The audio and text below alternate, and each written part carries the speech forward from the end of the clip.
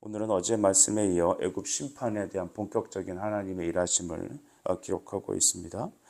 14절 말씀을 보니까 너희는 애굽에게 이렇게 선포하라 하셨는데 믹돌과 놉과 다베네스 즉 애굽에 있는 도시들을 말하죠. 그들에게 말하라는 것입니다. 너희는 굳건히 서서 준비하라. 내 사방이 칼에 삼켰다 라고 말합니다. 하나님께서는 이미 이 일을 행하실 것을 결심하시고 바벨론을 키우셨습니다. 한 문명이 일어나고 나라가 서는 것은 하나님이 하시는 거죠.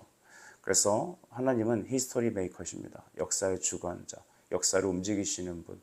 우리는 어떤 나라가 잘해서 지리가 좋아서 그렇게 된 거라 생각하지만 그렇게 따지면 우리나라가 전쟁 이후에 이만큼까지 여러분 부상한 것을 보면 분명 우리가 잘해서만은 아닐 것입니다. 하나님께서 하신 것입니다. 그래서 우리는 모든 것에 대하여 연구하고 바라볼 때 하나님께서 어떻게 이 백성을 살리시고 어떻게 세상을 주관하는지 우리는 살펴보아야 될 것입니다. 하나님은 애굽을 바벨론을 통하여서 칠 것을 말씀하고 계시죠. 15절도 보게 되면 너희 장사들이 쓰러지면 어찌함이냐라고 했습니다. 그들이 서지 못하는 이유가 무엇인지 아느냐라고 주님께서 알려주시죠. 여호와께서 그들을 몰아내신 까닭이라. 하나님께서 몰아내셨기 때문에 위대한 장군도 위대한 장수도 다 망하는 것입니다. 여러분, 이것을 통해서 우리가 깨달아야 될 것은 무엇입니까? 이스라엘은 헛된 꿈을 꾸고 있죠. 우리가 애굽을 기대고 있으면 하나님 우리가 그 애굽의 힘에 의해서 바벨론으로부터 구원받을 것이라는 생각입니다. 참으로 이 백성은 하나님과 등을 지고 있습니다. 죄의 특징은 무엇입니까? 하나님을 등지는 것입니다. 그래서 하나님의 말씀을 어기고 하나님께서 가라는 길이 아닌 자기 속에 오른 길로 행하고 있는 것이죠. 그래서 하나님께서 애굽으로 가지 말라 선지자를 통해 말씀하셨고 또 바벨론에게 가서 너는 항복하고 그곳에 돌아가서 회개하며 하나님의 구원을 기다리라고 말씀하셨지만 하나님의 말씀이 그들에게 도저히 들리지가 않았습니다. 여러분, 들어도 듣지 못하고 보아도 보지 못하는 것, 그것이 바로 죄인들의 특징입니다. 저는 이 아침에 우리 모든 성도들이 이 말씀을 듣는 우리 모든 지체들이 하나님의 말씀 듣는 은혜 있길 간절히 바랍니다. 그래서 하나님은 보란듯이 이스라엘 사람들이 그렇게 의지하는 애굽을 치게 됩니다. 그들의 용사는 세계 최고의 용사였습니다.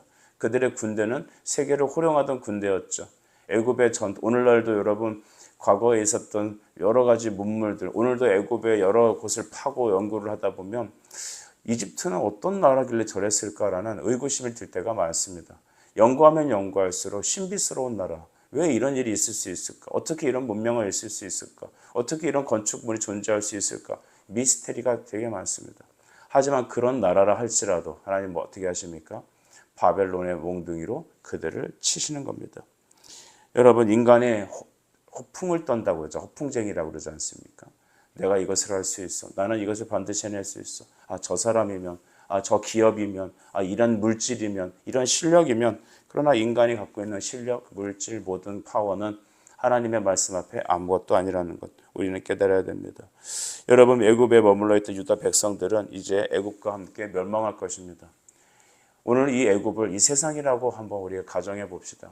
이 세상에 의지할 것 많죠. 첨단 과학도 그렇고요.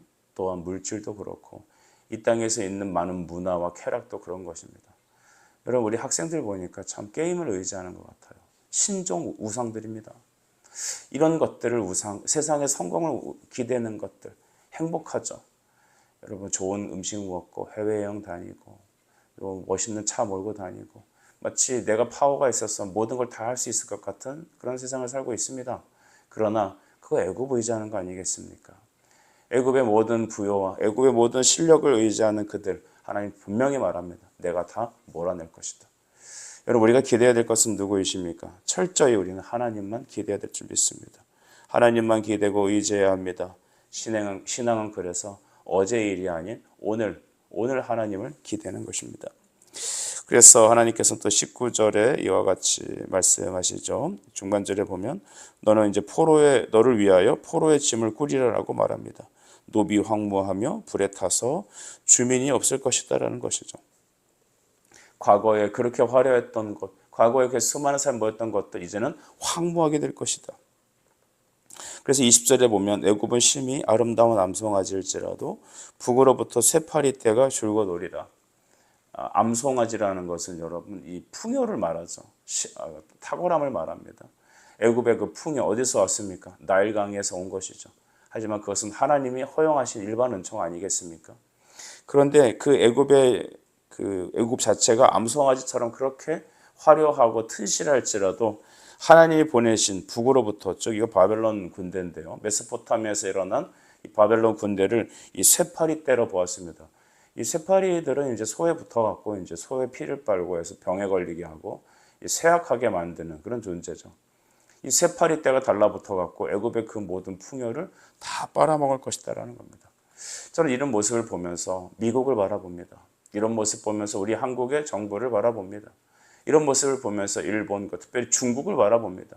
중국 수많은 선교사들을 감옥에 가두고 순교하게 하고 몰아내고 교회를 없애는 저 공산 정권들, 또 북한의 정권도 우리 생각하게 될 수 있죠. 러시아를 보게도 됩니다.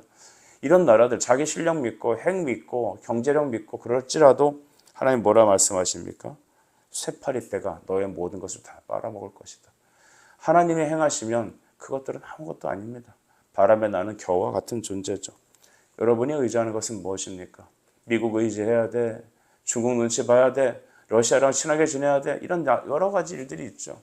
너는 어느 쪽에 속했어? 너는 좌측이냐 우측이냐? 여러분 이런 쓸데없는 것 같고 우리는 더 이상 논쟁과 시간을 허비할 필요가 절대 없습니다. 우리는 오직 하나님만 바라봐야 합니다. 하나님이 행하시면 모든 것은 다 사라집니다. 반대로 하나님이 일으키시면 하나님은 우리를 다시 쓰시는 것입니다. 하나님에 의해서 이루어지는 것입니다. 그래서 24절 말씀도 보면 딸 애굽이 수치를 당하여 북쪽 백성의 손에 부침을 당하도다. 아멘. 딸 애굽이라 표현했습니다. 이 애굽이 수치를 당하여 이제 북쪽 백성 바벨론의 손에 붙여질 것이다.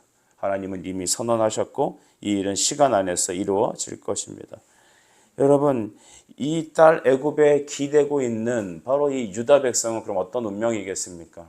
똑같이 심판받는 겁니다. 이 땅에 있는 사탄 마귀는 여러분 주님의 재림과 함께 영원한 심판에 들어갈 것입니다. 지금 사탄이 이 세상에서 마지막 발악을 하고 있다고 저는 믿습니다.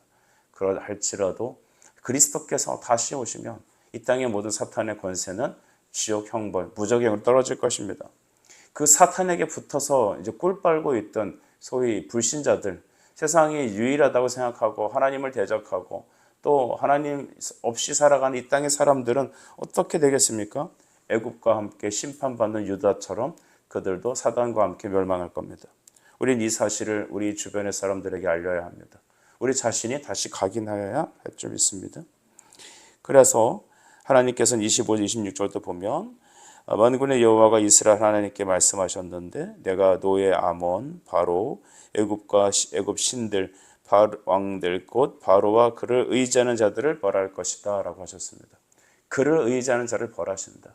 여러분 하나님께서 그를 의지하는 자를 벌하신다고 하셨습니다. 하나님 의지하는 자는 하나님께서 살리시지만 여러분 세상 의지하는 애굽 의지하는 자는 그와 함께 멸망을 받게 될 것입니다. 오늘 우리 이것은 너무나 당연한 것입니다. 우리 로마서 5장 말씀을 보면 우리가 아담의 후손들이 바로 영원한 심판 속에 있지만 한 분 예수 그리스도 또 다른 아담이신 마지막 아담이시고 완전하신 아담이신 그리스도께 속해 있는 자들은 생명으로 왕노릇한다고 하였습니다. 우리는 애굽에 붙어 있는 사람들입니다. 우리는 죄에 붙어 있는 사람들이죠. 우리는 죄와 사망의 아담의 후손으로 붙어 있는 심판의 대상입니다. 그러나 그리스도 안에서 새로운 제2의 아담, 완전하신 아담에 우리가 기속된다면 우리는 흑암의 권세에서 아들의 나라로 옮겨지고 그 사랑의 나라로 옮겨지고 생명으로 옮겨질 것입니다. 의지한다는 것은 붙어 있는다는 것이죠. 연합되어 있다는 것입니다. 여러분은 어디에 연합되어 있습니까? 여러분이 그렇게 붙잡고 있는, 여러분이 지금 빨대 꽂고 꿀 빨고 있는 그 대상은 누구입니까? 애굽입니까? 하나님이십니까? 하나님이 보기에 현실적으로 봤을 땐 하나님을 믿는 것은 어리석어 보이고 하나님을 믿는 것은 이해할 수 없고 세상이 즐거울지라도 우리가 소망하고 사랑하고 우리 기대고 우리가 그 안에 머물러 있는 곳이 애굽이 아니라 하나님의 품일 때 우린 비로소 생명과 복과 은혜가 우리에게 주어질 것입니다. 중요한 것은 무엇이 마음이 가느냐는 겁니다. 여러분 어디에 마음이 가 있습니까? 무엇이 즐겁습니까? 여러분은 하나님을 어떻게 알고 있습니까? 우리는 애굽이 아닌 하나님의 품 안에 있습니다. 그러나 이제 여러분 애굽도 하나님께서는 다시 회복시키시겠다고 약속은 하셨습니다. 26절이 그 말이죠. 내가 그들의 생명을 노리는 자의 손, 곧 바벨론의 느부갓네살 왕의 손과 그 종들의 손에 넘기리라. 그럴지라도, 여기 그럴지라도부터 달라지죠. 그 후에는 그 땅이 이전같이 사람 살 것이 되리라. 여호와의 말씀이니라. 이 갈그미스 전투, 이제 바벨론 세력과 이제 그 애굽의 세력들이 붙은 이 갈그미스 전투가 약 1차와 2차로 나눠졌다고 역사가들은 말하는데요. 그래서 1차는 이제 BC 609년에 있었다고 그러고 이제 2차가 이제 605년에 2차 전투가 있었는데 이 두 전투에서 애굽이 패하게 되죠. 애굽 자체를 먹지는 못합니다. 하지만 그 다음부터 애굽은 꺾이게 되죠. 쇠락의 길을 걷죠. 그리고 나서 이제 바벨론이 본격적으로 세상을 정복하는 그런 이제 전환기가 된다고 우리는 알고 있습니다. 여러분 이와 같이 하나님께서 애굽은 그냥 살려놓으셨습니다. 그리고 다시 그들이 옛날같이 다시 살 수 있을 것이다 라고까지도 약속하셨습니다. 하나님 우리 죄는 징벌하시지만 아주 망하게 하지 않으십니다. 성도 우리에게 있는 유다의 삶도 마찬가지입니다. 왜 애굽을 완전히 명하지 않게 하셨을까요? 바로 이스라엘 유다 사람들을 기억하시기 때문 아니겠습니까? 하나님은 이 세상을 하나님의 교회 중심으로 움직인다는 사실을 알아야 합니다. 구속사입니다. 구속 역사. 구속의 역사가 바로 이 세상의 역사입니다. 세상은 바로 기독교를 예수 믿는 사람들을 멸하려 합니다. 마치 아담의 두 아들이었던 가인과 아벨도 보면 가인이 아벨을 죽이잖아요. 하지만 하나님은 다시 셋을 주시고 또 믿음의 사람들을 계속 이어주십니다. 그것은 세상이 하나님의 교회를 믿음의 사람들을 대적하고 죽이려 할지라도 하나님의 역사의 중심은 구속의 역사입니다. 아들을 이 땅에 보내시고 하나님의 교회를 세우시고 그 믿음의 공동체들을 통하여서 하나님께서 영광 받으시길 원하신 것이죠. 그래서 우리는 교회를 통하여서 하나님이 그 나라를 살리고 말하신다는 것을 알아야 합니다. 저는 우리 미국을 현장에 보면서 굉장히 좀 안타깝습니다. 우리나라도 물론 그렇지만 저 나라 어떤 나라입니까? 믿음으로 세워진 나라 아닙니까? 물론 불법 이민자들과 수많은 여러분 갈 곳 없어서 떠난 사람들도 많이 모였습니다만 그 나라의 정말 중심축이 있는 것은 과거 여러분 1940, 50년대 뭐 그때만 하더라도 여러분 미국은 청교도의 나라였습니다. 그래서 술 마시는 거 금지하기도 하고 다 사람들이 교회 가고 케네디가 들어오기 전까지만 해도 우리는 알고 있죠. 일반 공고 학교에서 기도하고 시작하고 예배하고 이런 것들이 당연한 것이었죠. 그러나 여러분 그거 예배를 떠나게 되고 그럴수록 나라는 타락하고 비록 지금은 천조국이라 해서 세상을 정복하고 어르렁거리고 기축통화를 움직이는 그런 대제국이 되었지만 여러분 그 나라는 애굽과 같이 변하고 있지 않습니까? 하나님께서 여러분 치시면 아무것도 남아나지 않습니다. 우리는 여러분 물론 외교라든지 또 국방이라든지 이런 모든 것들 다른 나라를 무시할 수 없습니다. 하지만 우리가 정말로 눈치 봐야 될 것은 누구냐 하면 하나님입니다. 내가 지금 어디로 가고 있는지 우리나라 국군은 어디로 흐르고 있는지 그래서 특별히 여러분 애굽과 바벨론 이런 나라들을 얘기하면서 우리는 우리 국제 정세와 또 우리 정치와 우리의 사회와 또 그 다음에 오늘 우리 가정을 다 돌아봐야 합니다. 이 나라를 위해서 오늘 기도하는 하루 되길 바랍니다. 여러분 가정을 놓고 기도하십시오. 좋은 곳에 이사 가고 좋은 음식을 먹고 좋은 차를 굴리고 또 좋은 곳에 승진하고 좋은 학교를 가고 물론 그런 것도 너무 아름답고 귀한 일들이죠. 그렇지만 여러분 안에 예수 그리스도는 어떻게 계십니까? 우리는 하나님을 어떻게 믿고 있습니까? 우리는 애굽을 의지하고 있지 않습니까? 우리 자신을 돌아보는 이 하루가 되고 이 나라 민족을 위해 기도하는 하루가 되어야겠습니다. 마지막으로 하나님이 이스라엘도 회복시킬 것을 말하고 있죠. 27절 보면은 애굽에 대한 회복을 얘기하시면서 27절은 이스라엘의 회복을 이제 선언하고 있습니다. 내 종 야곱아 두려워하지 말라. 이스라엘아 놀라지 말라. 보라 내가 너를 먼 곳에서 구원하며 내 자손을 포로된 땅에서 구원하리니 야곱이 돌아와서 평안하며 걱정 없이 살게 될 것이라. 그를 두렵게 할 자가 없으리라. 야곱이 돌아와 포로된 자에서 돌이켜. 우리 하나님은 돌이키시는 하나님이죠. 우리 하나님은 치시더라도 싸매시는 분이죠. 상한 걸대를 꺾지 않으시는 우리 하나님의 은혜, 또한 꺼져가는 불꽃도 아주 버리시지 않는 우리 주님, 상처받은 당신의 백성을 감싸 안으시고 우리의 죄를 동의해서 서로 멀게 잊어버리시는 우리 하나님, 그 하나님은 은혜의 하나님이시죠. 돌아와 평안히 걱정 없게 살게 할 것이다. 지금은 그럴지라도 이유가 있죠. 해결을 위한 것 아니겠습니까? 이렇게 하지 않는다면 내 백성이 돌아오지 않을 것이기 때문에 그들을 돌이키시기 위한 하나님의 방법이었습니다. 그런 하나님의 중심은 그들에게 걱정을 끼치지 않는 것이죠. 마지막으로 하나님께서 28절에 보면 내 종 야곱아라고 하나님 말씀하십니다. 야곱은 이스라엘 곧 우리입니다.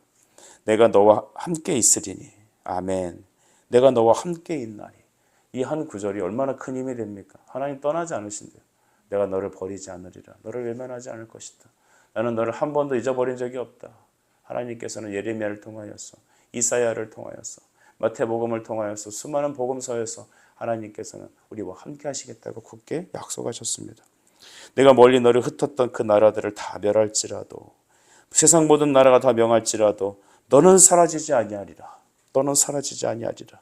내가 너를 법도대로 징계할 것이요 결코 무죄한 자를 여기지 아니하리라. 법도대로 징계할 것이다. 여러분, 사랑하는 아버지는 자식을 징계합니다. 사랑하기 때문에, 자식이기 때문입니다. 내버려 두는 자식은 여러분 무엇입니까? 자식이 아닙니다. 오늘 말씀을 정리하죠. 우리 하나님께서 우리와 함께 하신다는 그 증거는 무엇입니까? 이스라엘이 바벨론에 의해서 멸망하고 70년 동안 포로된 사건, 우리는 역사 속에서 알고 있습니다. 하지만 하나님은 포로된 그 현장에서도 그들의 신음하는 고통 속에서도 하나님 그들을 떠나지 않으셨습니다. 오히려 자기 살 길을 찾으러 애굽으로 가는 사람들을 선지자를 보내셔서 다시 돌이키라고, 그들과 함께하지 않는다고, 애굽은 멸망할 거라고. 그러나 그들은 하나님 말씀 듣지 않고 현실만 바라보고 자기만 쳐다보고 이런 그런 것이죠. 우리 주일날 우리 참된 그리스도인, 유사 그리스도인에 대한 어떤 그림을 보게 되었죠. 교회 안에 있지만 보좌가 자기 자신인 사람은 그리스도인 아닙니다. 여러분, 우리는 어떤 생활을 하고 있습니까? 하나님 우리를 아들로 여기셔서 법도대로 징계를 하십니다.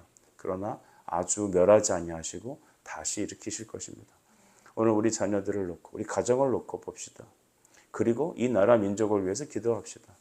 우리는 역사의 주관자이신 하나님의 손에 있습니다. 그에게 피하시고 또한 하나님의 시선이 이 땅에 우리 가족에게만 있고 내 자신에게만 있지 않고 열방을 향해 가신다는 사실을 알 때 우리의 시선도 함께 하나님의 시선과 함께 열방을 위해 기도하는 우리가 되어야 합니다. 나라 민족을 위해서 기도해야 합니다. 이 지역을 놓고 기도해야 합니다. 그리고 우리 가정과 교우들을 위해서 기도하는 이 아침이 되길 간절히 바랍니다. 기도하겠습니다. 하나님, 세상은 허풍을 떨면서 자기가 모든 것을 다 해낼 것처럼 그렇게 말합니다. 세상은 여러분 여리고성과 같이 하나님 그것으로 피하면 아무도 멸망하지 않을 것처럼 말합니다. 그러나 하나님은 애굽을 멸하셨고 바벨론을 통하여 이스라엘과 애굽을 징벌하셨습니다. 그러나 세상의 모든 나라가 사라질지라도 너는 사라지지 아니하고 나는 너와 함께하겠다 약속하신 하나님, 오늘 우리에게 주의 말씀을 베풀어 주시옵소서. 예수님의 이름으로 기도드립니다. 아멘.